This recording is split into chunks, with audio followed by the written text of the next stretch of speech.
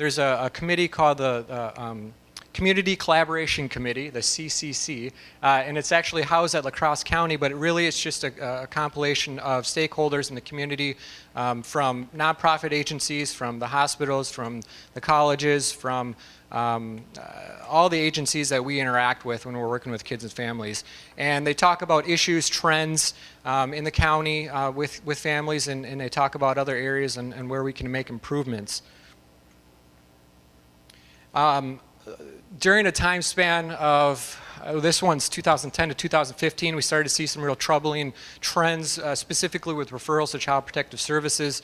As you can see, great escalation in those referrals, enough for this community and others, but this is a committee of folks who can try to impact that, started to ask some questions, but then really started to focus the conversation on what can we do here. Not surprisingly, as referrals go up, I don't think that was because more people were calling. I think that was because there were legitimately more issues of abuse and neglect, and so not surprisingly, you also see an increase in out-of-home placements. Once things get to that level, a lot of trauma has already occurred, most of which will have negative impacts for a really, really long time. And as we heard from our first presenter today, how powerful that was, it takes a lifetime to really recover, and unfortunately many folks do not. And so again, the answer is how can we prevent that? How can we stop things from getting to that level of intervention? Also, not surprisingly, when we're seeing a rise in referrals, we're seeing a rise in kids being removed from the home. We're also seeing a rise in other troubling factors as far as mental health amongst children. This is from 2008 to 2012. It went from 25% to 42%. Substance exposed. This is a much publicized issue with the opioid epidemic, which is not a La Crosse County thing, as we all know. It's a nationwide thing. We're seeing increases there, and then also substance abuse and addiction, or substance abuse children, and then just substance abuse and addiction for parents, generally hand in hand. Another thing is we're looking at those numbers for La Crosse specifically, is there some hot spots, and so a lot of these concerns of abuse and neglect, also adult crime and juvenile crime, are really focused in a couple areas when you're looking at north and south side. So this top one's north across, south across. You can see a higher concentration in some of those neighborhoods where there's higher numbers of abuse, higher numbers of crimes for juveniles and adults.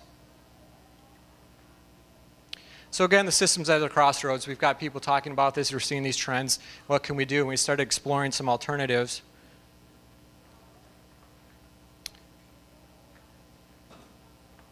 And at the time, it was not called the La Crosse Area Family Collaborative, but we started looking at models. I shouldn't say we, I was not a part of the picture at this point.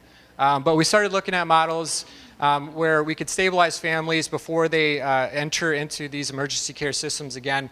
Once that happens, the response is it's much different, and it's not voluntary, it's not preventative, and many times it's recovering or responding as opposed to being preventative. So Dane County had a program, it's called Joining Forces for Families, which is essentially a neighborhood social work program. They started it more than 20 years ago, and they now have about 14 neighborhood social workers, and the idea was very similar.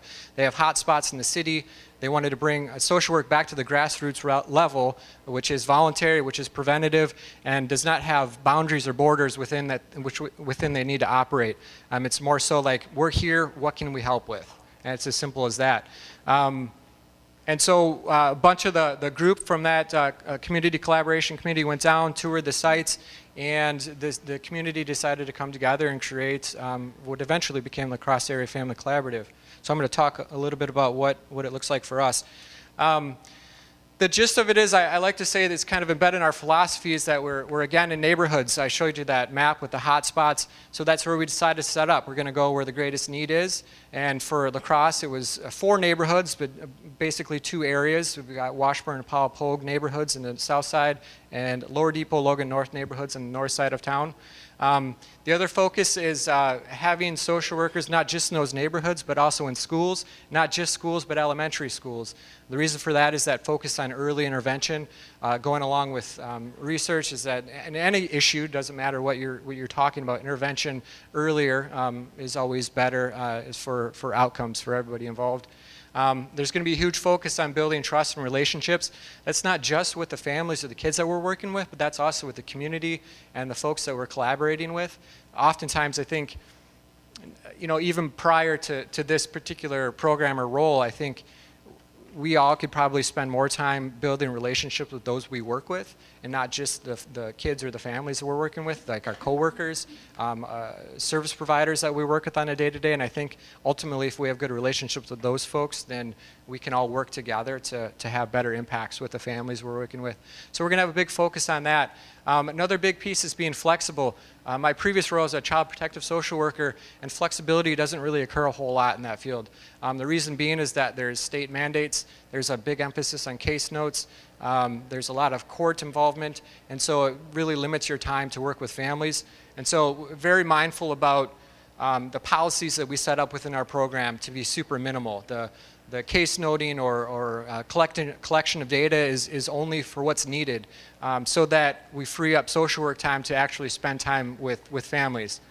And the other piece is, again, highly integrated and kind of that grassroots role of just kind of setting up shop, which I don't know if there's any social work historians in here, but that's how social work started, was just a lady in Chicago, and she just opened a door to a house and said, how can I help? There was a neighborhood that was in need, how can I help? And that became modern day social work. And so it's really getting back to the basics. When I talk about the program, sometimes I tell this story. I was in my previous role working with a kiddo who at that point was 17, and he grew up in the foster care system. He was removed from his home when he was 6, and he never went back. In fact, he didn't even have contact with either one of his parents for almost that entire time. He was literally raised by social workers. And I happened to be one of them for a handful of years, and we spent a lot of time together. And I was nervous when I told him I accepted a new position, or when I was thinking about telling him, and I wasn't sure I was going to do it, and I thought about it for weeks. And finally we went out and we were driving in the car, and I explained it to him. He's a super smart kid, and I told him it's going to be this cool thing. We're going to have social workers in neighborhoods, and it's just going to be voluntary, and we're going to help in any way we can. And he put his head down, and he was really quiet, and he goes, "That's the best idea I've ever heard."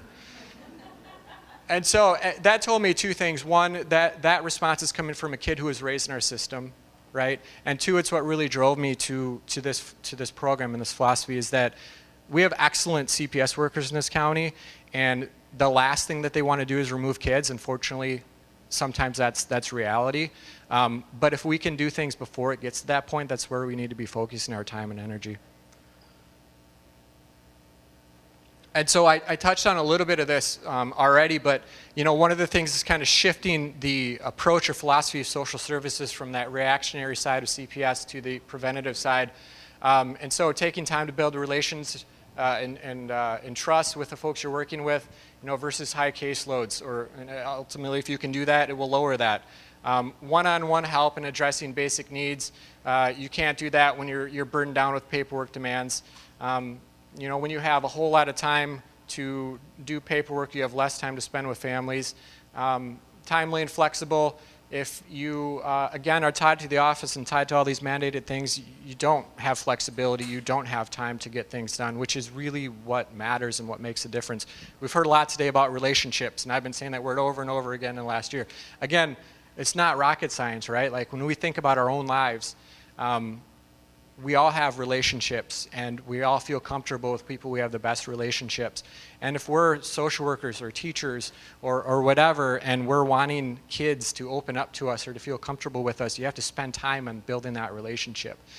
Kids are going to have conversations or disclose sensitive things with people they trust, right? You don't take your car to somebody you don't trust, right? You take it to somebody that you trust, that you have somewhat of a relationship with.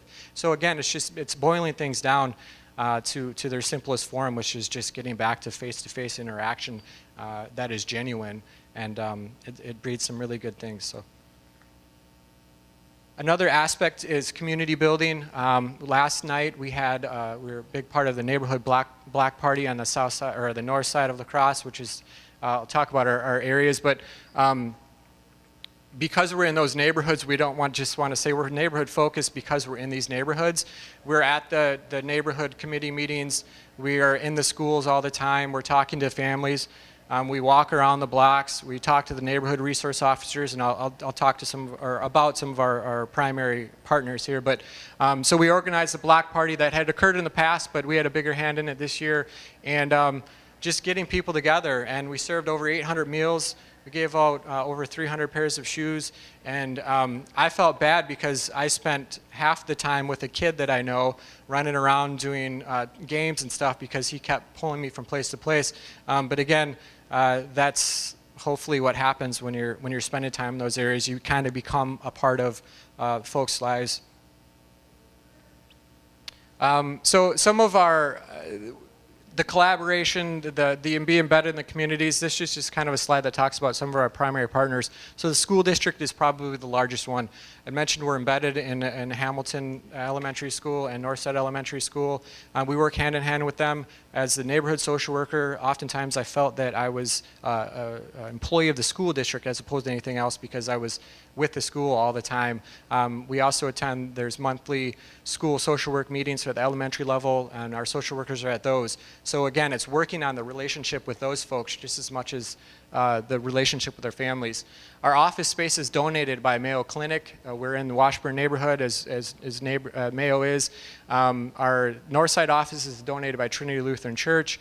We have a resource pool which comes from city development block grant funding, but that ultimately is held with the city. So we're talking with them all the time. Caroline was just talking to me about a situation right before we turned the microphone on, and so there's constant contact with some of those partners.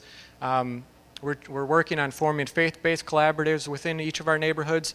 Churches are a big source of, well, a big resource, I should say, where our families go for help. And oftentimes the churches are able to help, but they also acknowledge that it's usually a Band-Aid. They might be able to give a gas card out here or some shoes or clothing here, some diapers there, but they're quick to acknowledge that really isn't getting to the root. So by collaborating with them, we're able to pool our resources, but then they're also able to help if they can, but then refer that family to a social worker who can spend some time with them and hopefully build that trusting relationship to get to some of the root issues that might be going on with that family. We do a lot of work with landlords, and that's just, there's no secret sauce to that. It's picking up the phone and making calls and making more and putting the best foot forward and advocating for families. And so we've been able to build a little pool of landlords over the last year that through trust and relationship, again, with that professional, they trust us, they want to help in some way, but they're not social workers, they're not teachers, they're just landlords, right? But they want to get involved, and so it's a win-win there as well. They know that a lot of the folks, they don't want to evict people, cost them money, and they're good people, just like all of us, and so they want to get involved. So they can, if somebody's struggling, they can refer over to us, and we can try to get involved. And if that tenant trusts that landlord, then they're going to be more open to working with us. But now we've got a pool of landlords we can call up, and they're willing to take a flyer on some of these families where some other landlords in the past haven't been, because we're kind of vouching for them a little bit, and we're going to be there for ongoing support. So those are some of the other one is the neighborhood resource officers. I know Sarah Rugg, our Southside worker, is talking to those guys all the time, and that serves many purposes. Again, it's everybody knows everybody. She can rely on them for some information. They can rely on her for some information. But another cool thing, I think, that is just, again, getting down to that grassroots thing, is that once Officer Ehrlich has a positive relationship with somebody, and then Sarah also has a positive relationship with somebody, and then once they connect that, the parents connect it, they're like, oh, you know him and you know her. It start to form these little communities around these people that a lot of these families don't have resources or natural supports or family members they can rely on, and so we're trying our best to build those, but it's that everybody knows my name type of thing, and it makes a bigger impact than what you would think, and I've seen that play out many times, and it's kind of cool to see. So these are just some shots of the sites I had mentioned. This is Washburn Corner in the Washburn neighborhood on the south side, donated by Mayo Clinic. This is Trinity Lutheran Church. The reason we're in Trinity Lutheran Church is the Pastor Feig was a part of that initial community collaboration committee. It's also 1 block away from Northside Elementary, and they're also super involved in the neighborhood. They've got a children's clothes closet, which is heavily used. They serve a warm meal every Monday night, and they have a food pantry every Monday as well. And they have a lot of space, and so it was a great fit.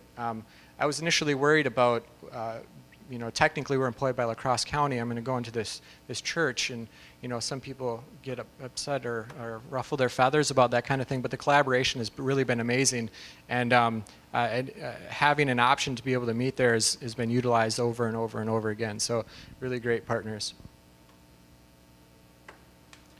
Most of you, these are pictures of your schools.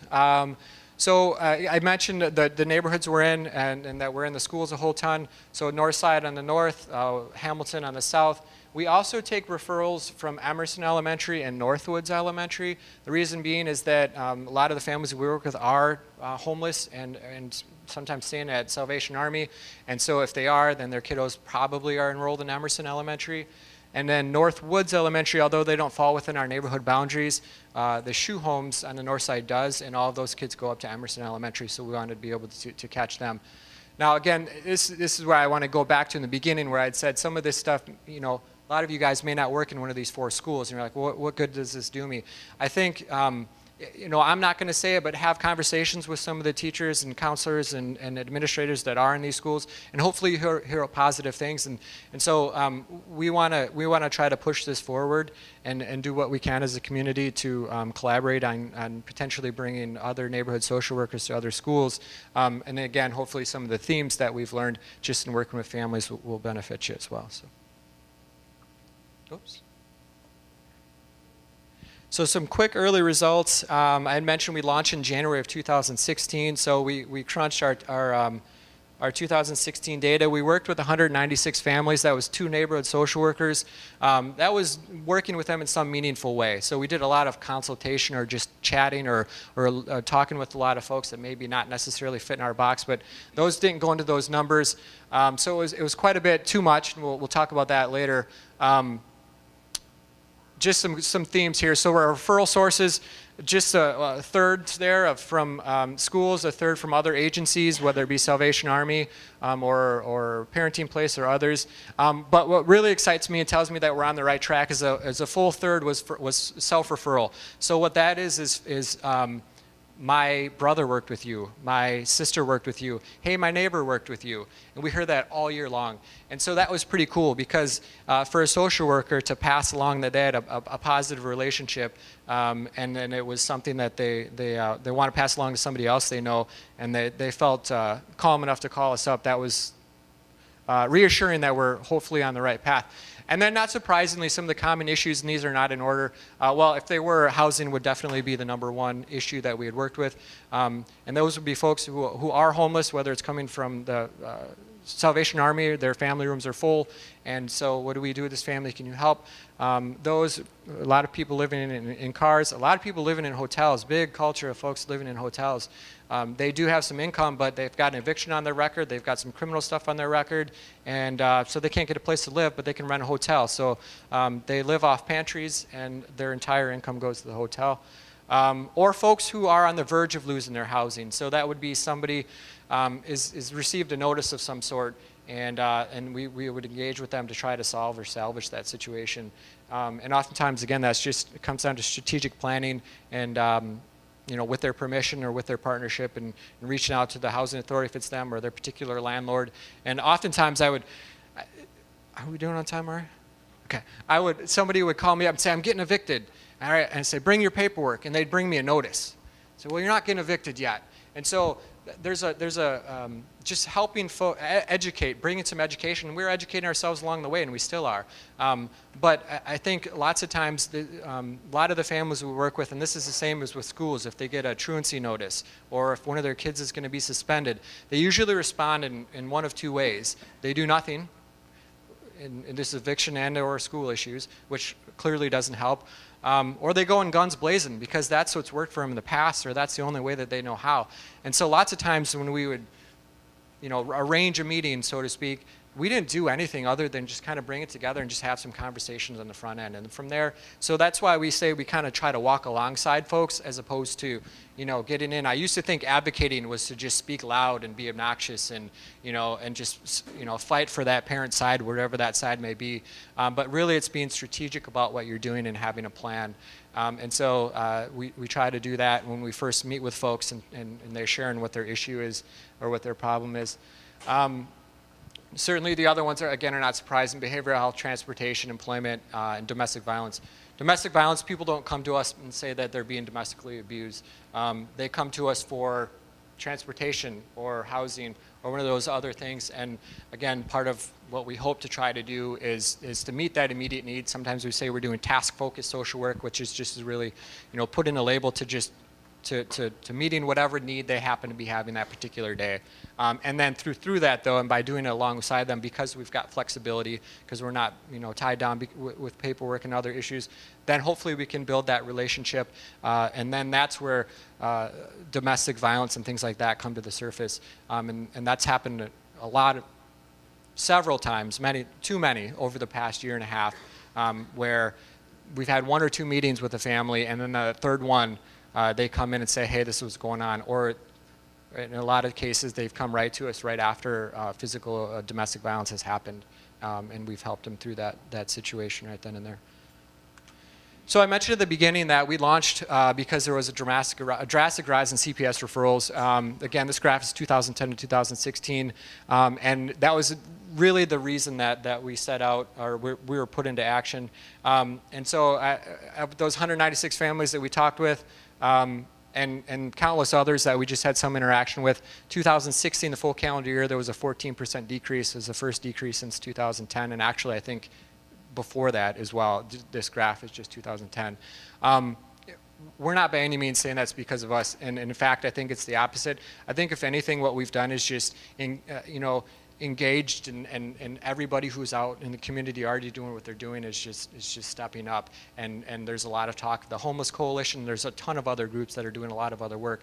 The timing is great, but really it's I think the collaborative, I keep saying, it's not just in our name, like it's really true, it's happening, and that is what is lowering that number. It's not our program, it's the entire community working together to try to make an impact. So I'm going to pass it over to Bridget. She's going to talk a little bit about system of care. So you heard Isaac talk about the LAFC, which really was developed to kind of target some of those disturbing trends we were seeing within CPS. So the La Crosse system of care, kind of the same issue. We were seeing some trends within the juvenile justice system and decided to come together as a community to really, figure out how to address some of those issues. So just as Isaac kind of took you through a little bit historical background on the development of the LAFC, I want to just take a few minutes to talk about kind of where this idea of system of care came from. Back in 2008, La Crosse County hired a consulting firm called the Carey Group to come in, really do a formal evaluation of the juvenile justice system. And among some of their recommendations that they gave in a really formal report, they noted that based on the data that they were seeing, La Crosse County had a very, very high juvenile arrest rate, higher than any like-sized county within the state of Wisconsin. And Randy Nelson this morning kind of mentioned the fact that Wisconsin as a whole is one of the worst states when it comes to racial disparities. Also at that time, that very issue was coming up in La Crosse County with a disproportionate number of youth of color showing up within our juvenile justice system, especially in the areas of arrest and confinement. So La Crosse County really went to work, and they really started laying a foundation over the next 5 years regarding evidence-based practice. So they implemented a new risk need assessment. They started training their social workers on motivational interviewing, some cognitive behavioral interventions. And in 2013, they decided now they could really had the means to go back and tackle those issues of a high juvenile arrest rate. and that disproportionate minority contact issue. So they formed this task force, which had a very lengthy name, as you can see. It consisted of stakeholders and community partners who really interfaced with juveniles across all systems. And the purpose was to really, at this time, because it was 5 years later, to really determine, was this still an issue? So based on data that was given to the group by the La Crosse Police Department, you can see that, because the red line there is kind of where that Cary group left off, and then the task force went back and started looking at data after that. And you can see based on that top line, which is La Crosse County, that yes, indeed, we continue to have a very, very high juvenile arrest rate. Again, higher than any like-sized county in the state of Wisconsin and higher than the state of Wisconsin overall.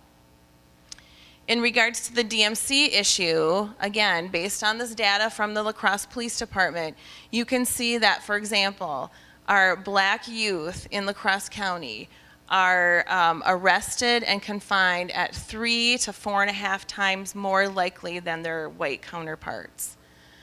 When we kind of remove those municipal tickets, the disparity is even greater.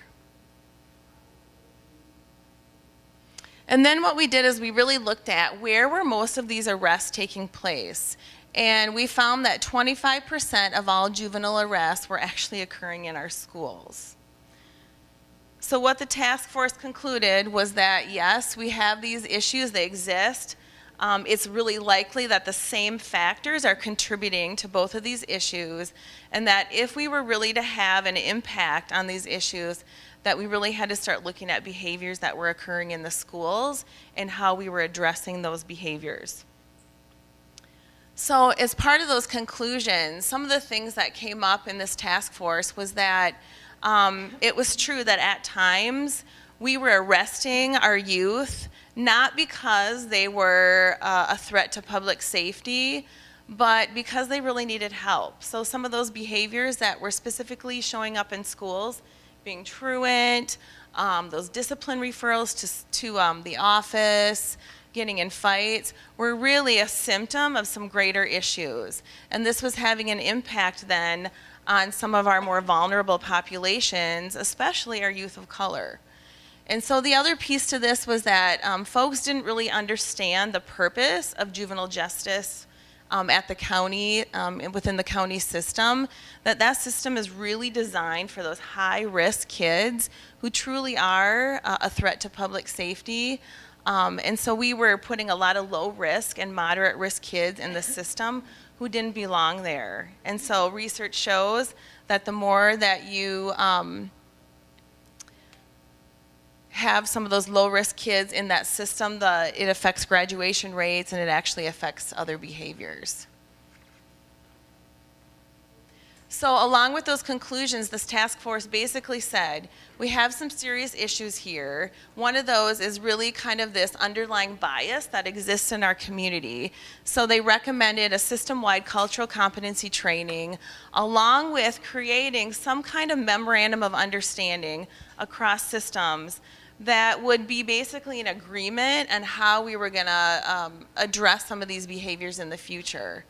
And then also really looking at what interventions existed and didn't exist, because basically there was a really significant gap in our system where some of these, again, low-risk kids were ending up in the more serious system. So just like with LAFC, we look to existing programs to really help guide us. So we invited an individual named Judge Stephen Teskey from Clayton County, Georgia. He was the founder of the first system of care in the country about 15 years ago. And so based on some of their evaluations, he significantly had an impact on juvenile arrest rates in his county. And so he and his team came to La Crosse and did kind of this compression training with us. It was about 3 days, and we really looked at as a group, you know, what was the problem, why was it important to do something different, helping us kind of begin creating that memorandum of understanding, and then number 5 there, marketing a school justice partnership. it was really important that we were very intentional in how we marketed this new program.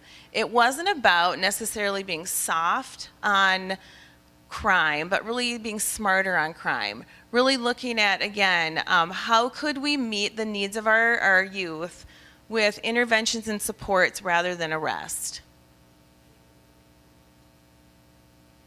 So we began building our infrastructure. So now it's 2015. So we've had an additional 2 years of work that's been occurring. And now we finally got to the point where we came together as a group and said, okay, what behaviors do we see in adolescence that could be actually misinterpreted as criminal behavior? So a great example is if a youth at school says F you to a teacher. In the past, that could have been considered a disorderly conduct ticket.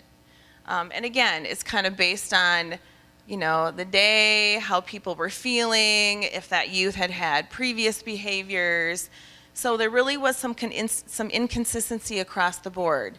So we looked at and came up with the 5 focus acts that you see up here. These are all behaviors that could be ticketed or referred or could be misinterpreted as criminal behaviors or just those behaviors that were a symptom of some greater issue that the youth was dealing with.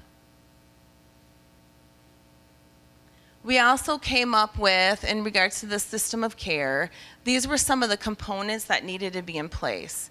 Again, we needed that MOU, that agreement, that philosophical agreement that this is how we're going to deal with these behaviors.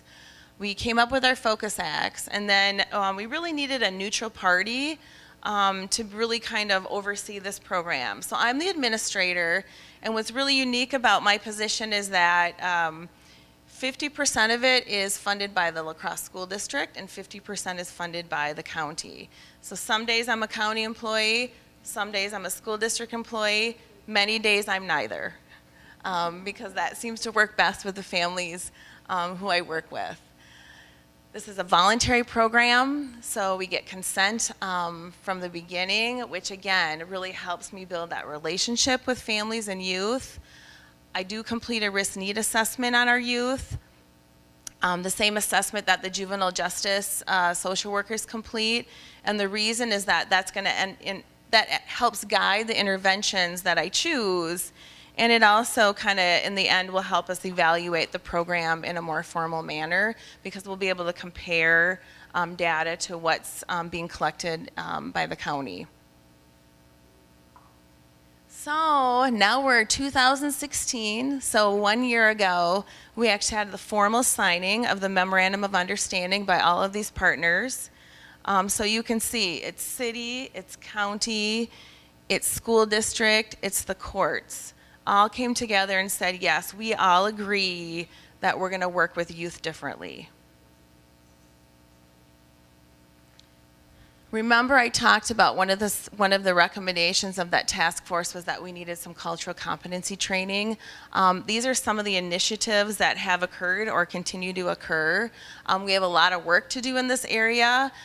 We definitely, need individuals to be willing to kind of look at their own bias, really understand racism, really kind of explore some of that white privilege so that, again, we can better meet the needs of the youth who we work with.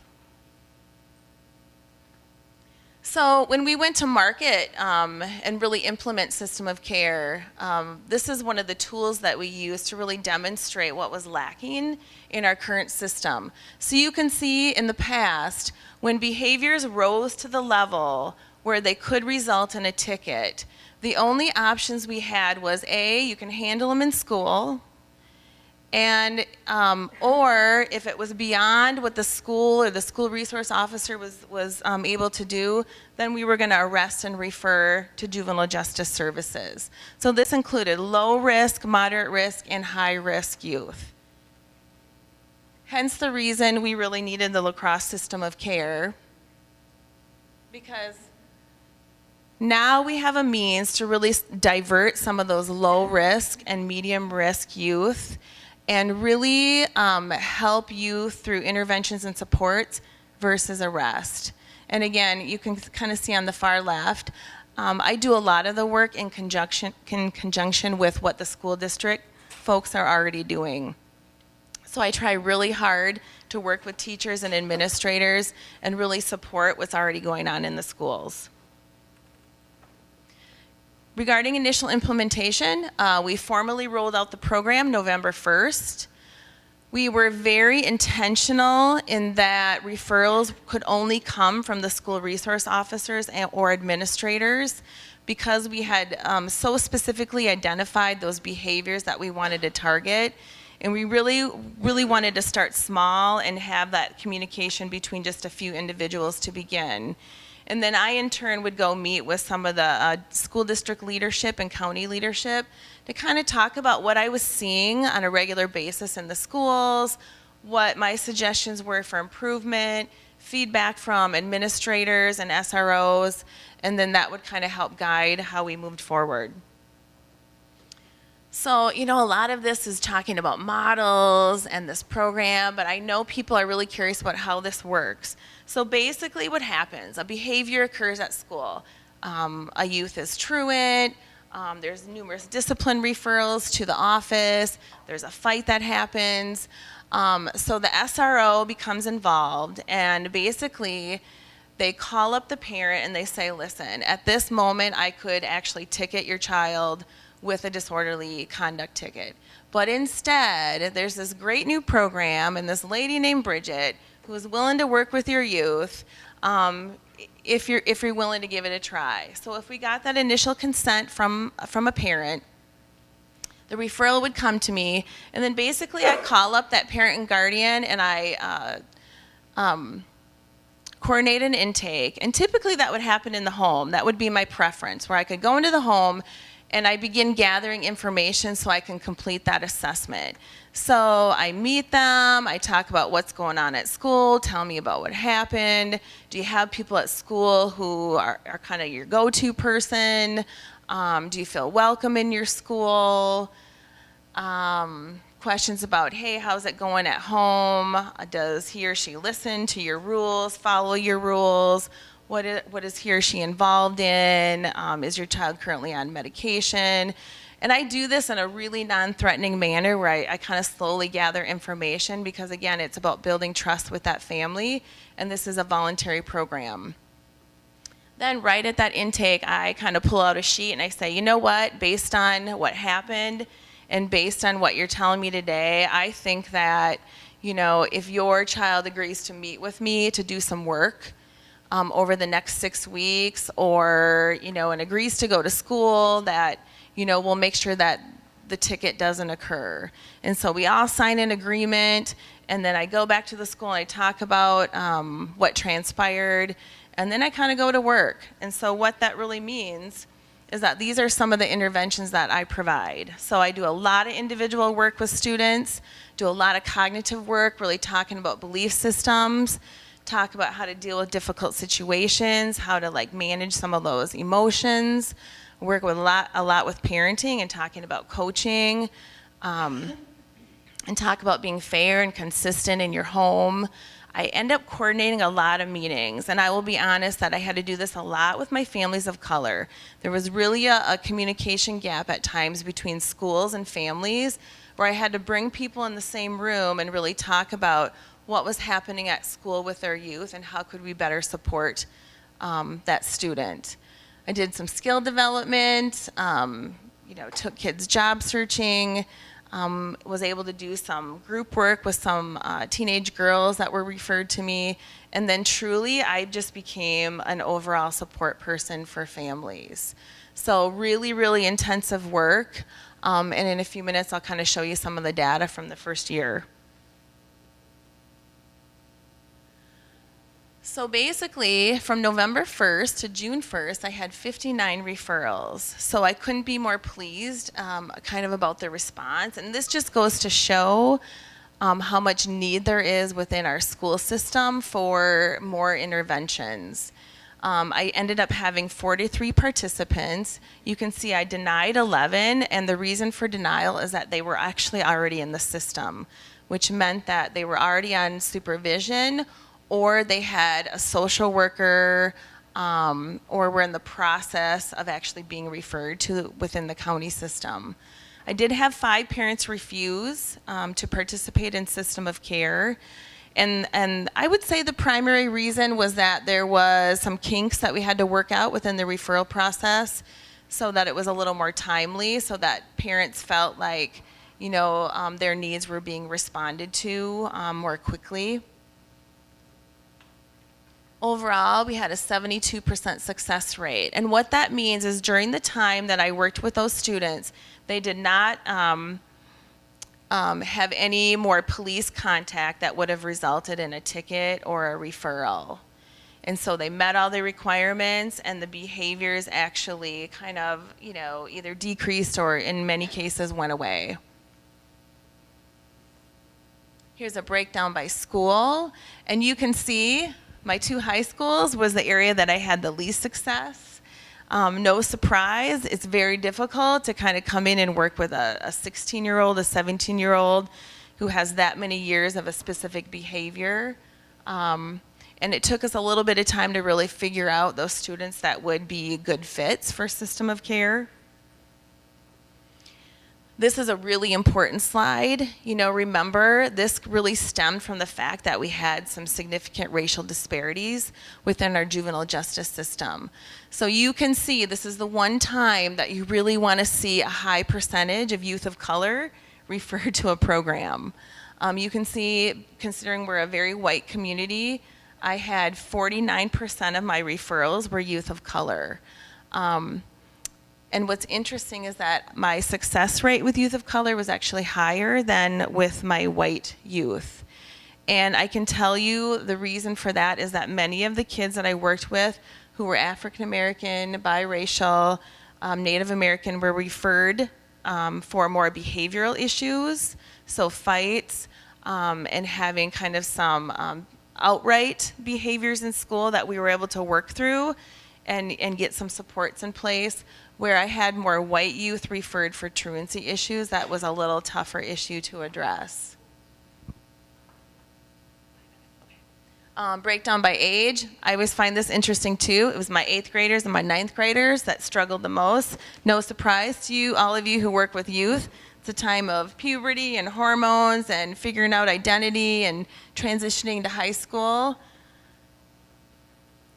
Breakdown by focus acts, you can see I was the least successful with some of my truancy. Again, those are really, really time-intensive issues that we work through with youth and family. Breakdown by risk level, this is exactly what we wanted to see based on the risk need assessment. We want to see low risk and kids with high protective factors, which means that they have a lot going for them, a lot of assets. We want to see those kids kept out of the juvenile justice system. And so you can see I did have a couple probably inappropriate referrals who ended up being high risk, low protective factors. They were unsuccessful. And those kids actually had just come off supervision before they were referred to the system of care. So where do we go from here regarding both programs? And Isaac, feel free to jump in at any time here. What's working for us is that we cannot thank all of you in the room and all of our community partners for the tremendous support that you've given these programs. It just goes to show how willing people are to want to do something different, and truly, the sincerity in wanting to help our families and youth who really need our assistance. We feel strongly that we're starting to fill those gaps between the schools and the systems and those agencies and the families. I can't tell you how many, IEP meetings I sat in, and, how often the LAFC social workers are in the schools advocating for our youth and families and how important that is to help build that relationship. And,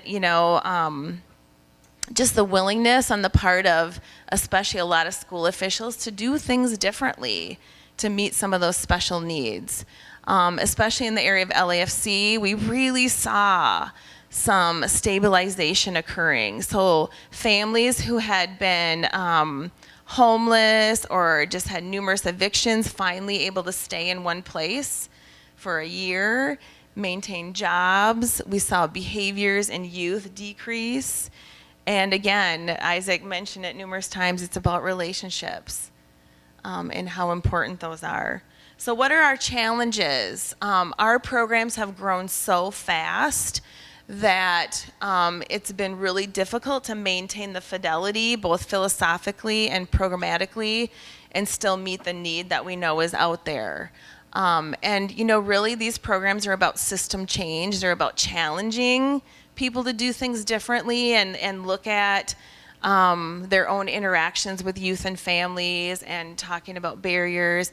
And this takes a lot of time. You could see when I kind of went through the history, 2008 to 2016 before we really able to implement a program that would talk about change. And then we've continued to discover those disparities. I always say La Crosse is one of the most resource-rich communities I've ever worked in. And I worked throughout the whole state the last 11 years. But we have some of the most significant barriers when it comes to accessing those resources, especially for our youth of color. And then when we talk about overlaps, and for example, food share is one of those. We have how many pantries? A lot.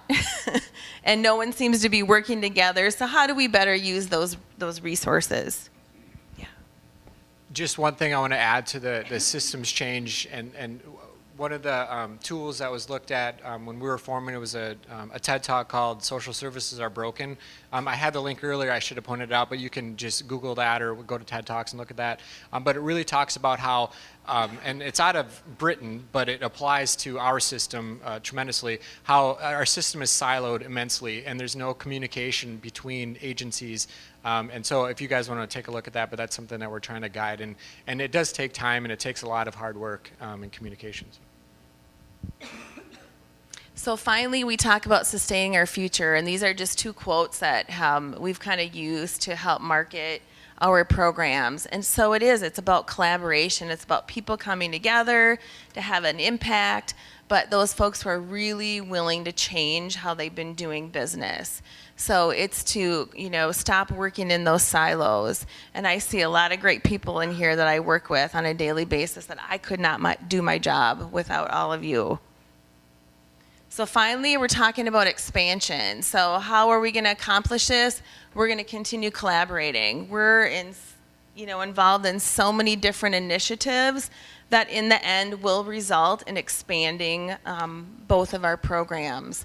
There's discussions, very specific discussions about how to add another LAFC social worker to Hinchon. Maybe, so we're trying to figure that out. I mean, that's where we're exploring lots and lots of funding sources to be able to do that. We know that's another hot spot. And then we're also trying to figure out how to target those neighborhoods where a lot of those youth live.